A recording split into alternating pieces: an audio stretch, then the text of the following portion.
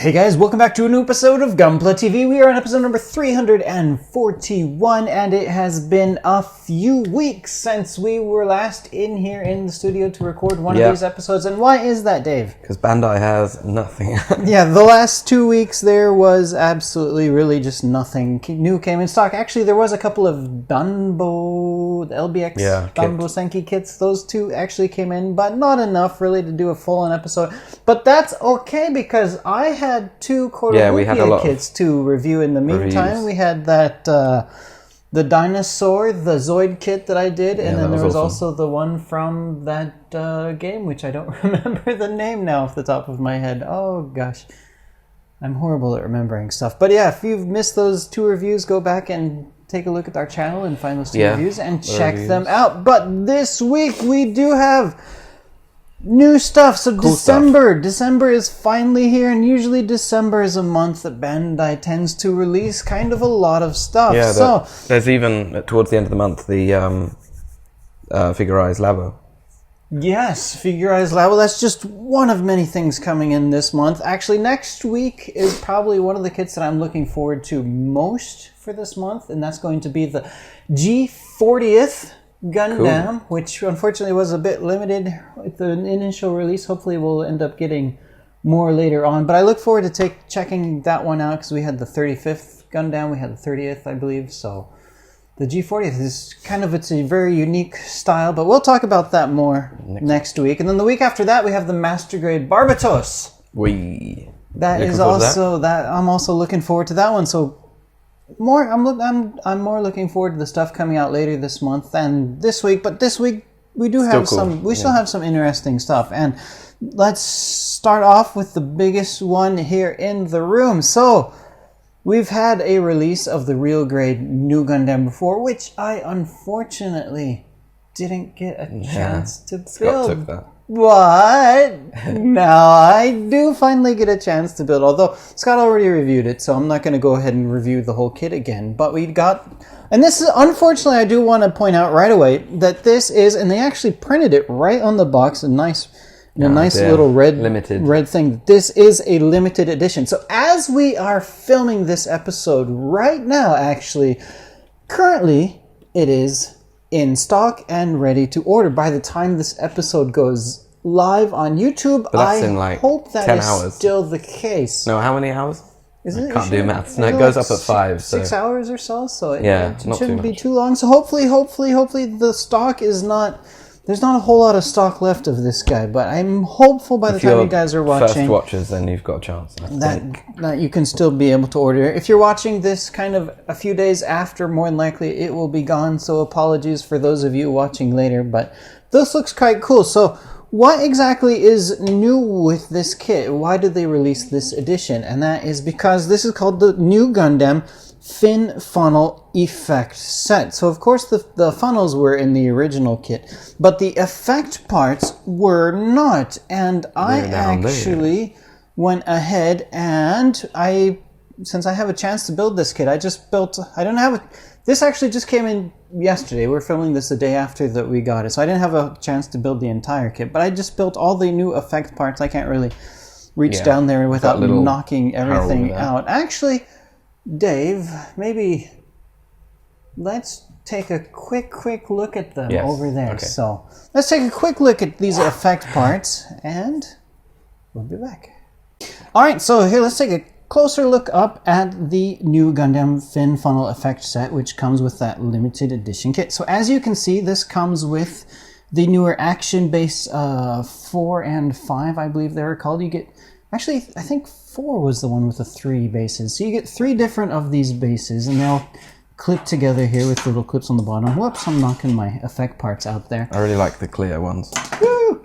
Yeah, so these are cool. You get these little clear effect parts. Now, this is intended to be used with the fin funnels on that NU Gundam. So what you're actually going to do, let me just show you the manual. This is the little tiny manual that comes with this kit here, just for the effect parts. So okay, so you click upon the... yeah, normally these effect parts here, you can see there's a little peg at the end of it, and that's going to plug in at the end of one of the fin funnels from the new kit. That's awesome. So make it look like they are all flying about and going crazy. So that is quite a cool effect. This is only a 2-page instruction manual, so you get instructions on how to put that display base together, as well as instructions for the effect parts, and then showing different types of effects that you can do. So you can do the straight, just how I have it like plugged in there and plugged into the end of the fin funnel, but also it shows that you can take these effect parts and you can plug one into another if you want to do that, and it shows you how to build the little the stand parts for the effect parts. So let's bring this in here for a closer, if it's going to focus for me. It's a bit hard for it to focus on clear parts, I think. There we go. So you can get a good look at these effect parts as well as that stand there. So on the bottom here, this has 2 holes. There you go. And so as it was showing in the manual, you can take one and you can plug it in here, and then you can make like a special effect, like it's side burning or something. Yeah, it's side burning through there if you want. And there is a second connection in here, so if you wanted to plug in the stand, then you can have it look that way. But there's only a total of 6 of these, so if you do double them up, then you're only going to end up with 3 of these effects if you want to go that route. So there you have it. I wonder if they'll release this by itself at some point. Oh, that would be a good idea, I think. But yeah, who knows? Who knows? You know, you never know with Bandai. So if you have a chance, pick this one up while it is available. Okay, so we're back. So that's all those effect parts. They look kind of cool, and I wish I did have time to finish all the funnels at least, so I could have displayed them with the funnels. But you have a chance to look at the effect parts at least. So. Yeah. If you have a chance to get this kit, this fancy limited kit, that was such a cool kit as well. Yeah, the real grade kits are always new. I love the Suzabi. I haven't had a chance to build the new, but finally I will. Cool. And moving on, so this is another kit that we've kind of reviewed previously, although this does look to be a little bit different. So we reviewed the green. This is from Seed Destiny, the pink Haro. I reviewed the original green Haro before with all the clear parts. Now this one also does, so you can see it here on the box, it does come with the solid as well as the clear parts, but I think this is really just quite too similar to the green one that I do not have to build and review it again. But one thing, me and Dave were looking through this box yesterday, because on the original edition, this Haro has a little tiny Haro on the inside, but even inside that tiny Haro, there was like a little mini and this one didn't have Haro piece, but I could not find that extra mini Haro piece on the inside of this one, and I think this might be slightly different than the green ones, but if you like pink, if you want to build another Haro, then I think this one looks better with the lighting unit as well, because it's like pink on red. So. Pink on red, yeah. So if you want to buy that two-way LED unit, then you can slide it on in there. That will look quite cool, and of course you can kind of pose the eyes in different poses, which is another cool feature about this kit. So we've already kind of mentioned the Danball Senki stuff that came in, and also we've got something. Let's start from the top here. A new Mecha Collection Yamato kit, and this is Zoellugut-Class First Class Astro Combat Set. So little tiny ships. One cool thing about these, though, is on the ships themselves, they've got this really fancy kind of line markings, and you're kind of wondering, well, Bandai, they're known for going crazy with stickers, but this is not a Gundam kit, thankfully. So, since it is not a Gundam kit, they actually provide full-on water slide decals for all those fancy lines on this kit. So you have white, purple, or red choices, and this includes two different kits on the inside. So you will have a choice of which one you would like to build. So that is quite cool. It's always fun to do the water slide. That's got to be difficult though. That does look quite tricky. There's a lot of little tiny curves on this ship, and they are not very... It's a really tiny thing. So if you love Yamato 2202 and the Mecha Collection stuff, then you'll definitely want to check this one out. So, also speaking of things that I have just gone ahead and already built, even though it just came in, I love the Haro stuff. And so before we had the ball Haro, do you remember the ball Haro that came up a couple months ago? Gosh, it's been a little while. Yeah. Now we have the Zakrello Haro. And that looks quite cool. So this is also, just like the ball, it takes like a mobile suit type of one of the vehicles from the original Gundam series, and it turns it into a Haro using this cool little, tiny little Haro kit. It looks like he's like sitting on some rockets. Right? And that is quite cool. Although one thing I do want to point out, this is probably, there's not enough to go and do like a full-on review episode for this Haro. So I'll just go ahead and talk about this one now. And this is something my coworker, when I brought it in this morning, I've got a coworker that always loves checking out the Gundams that I build. And one of the first things that she also noticed when I showed it to her is like, wow, on little blades on his arms, these gray parts are just stickers. And I don't know, they look a bit just don't look that great, and they did not fit that great. I can't believe that the ends of the rockets are stickers too. Yeah, the ends of the rockers are stickers. So they got a lot of stickers, although it's cool on his shoulder here. The shoulder, he's got this little like arrow with two hearts with an arrow through them on the shoulder. That's kind of cool. Actually, on the shoulder piece as well, this heart with arrow is actually molded on there. It's an engraved line, so if you just want to paint that in, you can do it. But I went ahead and used the sticker. It's a Haro kit. Why not? So yeah, stickers here for the ends of his rockets, or maybe those are missile launchers? Yeah, I think they're... Missile launchers, and for the blades, and the blades just do not look that great. But it's a Haro kit, and I think it still looks quite cool, and these are really, really not that expensive. So it's a small box too, so this is just like the perfect type of thing just to throw on into your order. Just why not add a little extra something on in there. It's really cool. Really, really cool. This guy is definitely in stock right now at this moment. All right, so moving on. Now we've got another weapon set. So we're getting now into our build fighters, or the build divers in the Re-Rise series. We have got a new weapon set, Injustice weapons. I guess he needs some justice or something. Right. Well, that's kind of cool. He comes with a shield, and we've got a lance. Or does it say lancer? I'd say lance, but lance, that's what it is. That's a cool looking weapon set. It looks like it also you can take the shield and some wings, and you can make a little fighter bird type of unit. So that is quite cool. So yeah, he's also got these kind of wings that you can put on the backpack, make him look a bit knighty with all those weapons. That's kind of cool. Cool indeed. And the next from the Build Divers Re-Rise releases is the Gundam Seltzam. So this is the one that had those kind of crazy arms going on. So kind of an interesting looking thing. It's just like, just his right arm is this crazy long mech thing. Red arm. The left one looks normal. So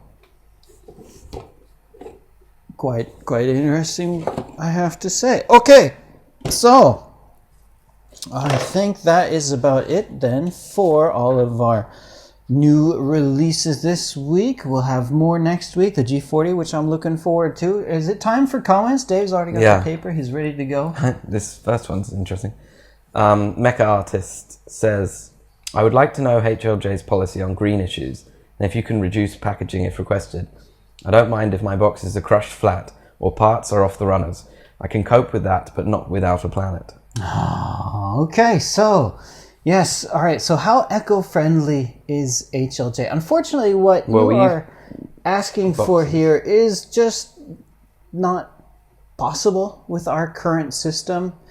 We just everything's in the box. We only order like a set number of boxes. So I think another issue also is if we were to keep two separate like boxes, people that want theirs delivered securely, and people don't mind if the box is a bit thinner.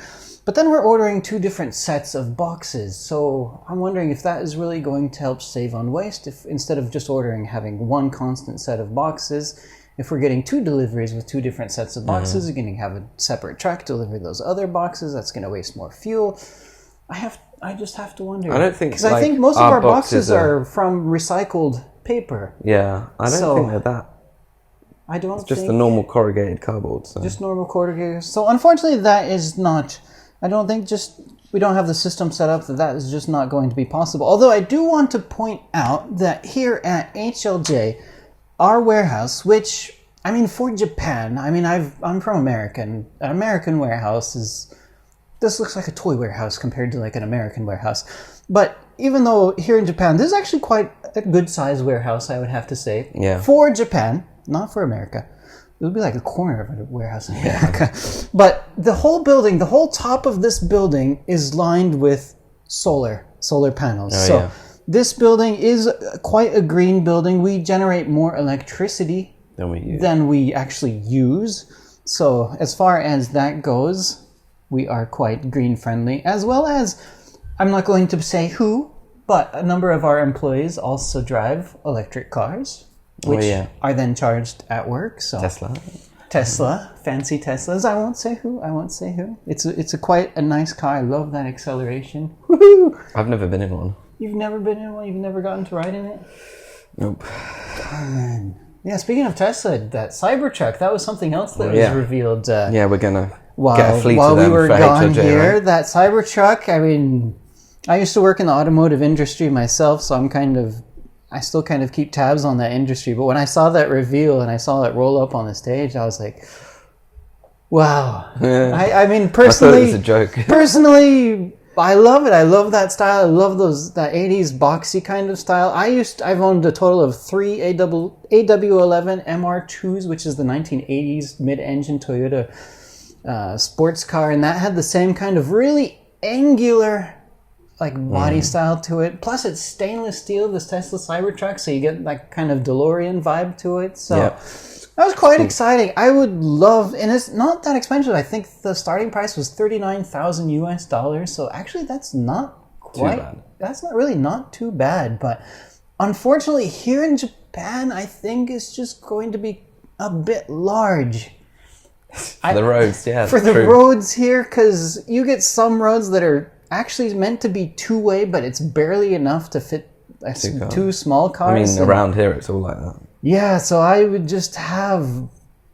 have so much trouble trying to drive that thing around here in Japan. I'd love to get one. So maybe Elon Musk, he actually tweeted that maybe someday in the future they might look into doing a smaller version of the Cybertruck. So if that becomes a possibility, maybe in the future, someday a Cybertruck might be in my future. Oh, really? You never know. You never know. I definitely love to get one. I love that style and what have you. So I just wanted to mention that. All right, we need to go back to tangent.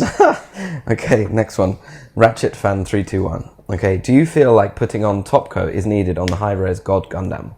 I heard people say it already has a pearl-like coat, and I feel like top coat could ruin the effect. I definitely think it would ruin the effect. Same here. I think for the high-resolution kits, they're so shiny. Yeah, I think really that's a kit that you are just fine. Leave it like that. Just building it and leave it like that. I mean, if you really, really, really wanted to go crazy, you just love the style of that kit, and that it has a better style than the master grade, and you want to go crazy, then if you're going crazy, you're probably going to end up repainting it anyway, and then you're going to top coat that repaint job. But just top coating over the plastic itself, if you're not repainting it, I would just skip that. I would not do that at all. Just my personal opinion. I'd rather spend the time building something else than doing that, because it already looks beautiful. All those high resolution kits look just beautiful the way they are. All right, so it's time for our 2,000 yen HobbyLink Japan. I don't know why you like this crappy piece of paper. It's for the show, you know. You gotta have a little bit of show effect to it. All right, so this week's winner is going to be from a YouTube comment on episode number 340, and their name is Guillermo Munoz, and they say, "I don't know about you guys, but the new Xeon feels a little bit like a missed opportunity for something great." And you know, Guillermo, I agree, to be honest. I think with the new Xeon, there's a lot more that they could have done. They could have made it look a lot more awesome. I had the same feeling about the original Gundam Build Fighters series. I love Sazabi. Sazabi is one of my favorite suits in all of the Gundam series. And in the original Build Fighters series, they had one called the Miss Sazabi. So they took parts of the Sazabi, and they actually ended up making, I don't know how you can really screw up a Sazabi, but just the Miss Sazabi, just like it has like this big upper torso still, but then this really skinny legs because it's kind of like a girlish mobile suit, and it just did not look that great. I remember after that series, like the stores, because I was not here working at HLJ at that time, and I remember like of all the kits they released for the Build Fighters series, that Miss Sazabi was like always the one. They still had stacks of that kit left on the shelf. So I think a lot of people out there also kind of felt that same way for the Miss Sazabi. But New Xeon, I gotta say, is actually better than the Miss Sazabi. But still, I think they could have done a bit more. They could have made it a bit more cooler. But I'm going to get this one put together at some point and bring it in for review. But I agree with you, Guillermo. I just want to point that out. All right, so okay. I will contact you shortly, hopefully. It is a busy season here, so I got to warn you.